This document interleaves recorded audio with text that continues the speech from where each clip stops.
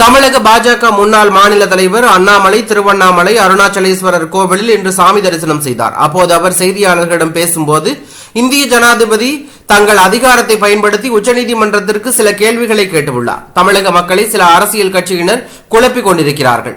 இந்திய ஜனாதிபதி எழுப்பிய 14 கேள்விகளில் எந்த தவறும் இல்லை என்பதை தமிழக மக்கள் புரிந்து கொள்ள வேண்டும். இதுவரை அரசியலமைப்பு சட்டம் 143 பயன்படுத்தி ஜனாதிபதிகள் 15 முறை உச்சநீதிமன்றத்திற்கு கேள்வி எழுப்பியுள்ளார்கள். 1991 ஆண்டு கர்நாடக அரசு தமிழகத்திற்கு 205 டிஎம்சி தண்ணீர் தர வேண்டும் என காவிரி நீர் மேலாண்மை குழு தீர்ப்பளித்தது.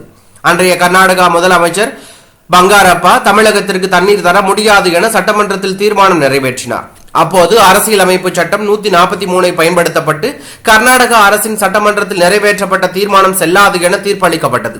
இந்தியாவில் ஜனநாயகம் சிறப்பாக உள்ளது. தமிழகத்தில் பாஜக கூட்டணி வலுவாக உள்ளது. திமுக கூட்டணியில் உள்ளவர்கள் தேவையில்லாத குழப்பத்தை ஏற்படுத்துகிறார்கள். முன்னாள் முதலமைச்சர் ஓ பன்னீர்செல்வத்துக்கு பாரத பிரதமர் இதயத்தில் தனி இடம் உள்ளது. தமிழ்நாட்டில் உள்ள கொங்கு பகுதியில் வீடு புகுந்து கொலை செய்கிறார்கள். தென் தமிழ்நாட்டில் ஆணவ படுகொலை நடைபெறுகிறது. சென்னையில் கூலிப்படை தாக்குதல்கள் நடைபெறுகிறது. தமிழகம் கொலை காடாக மாறியுள்ளது.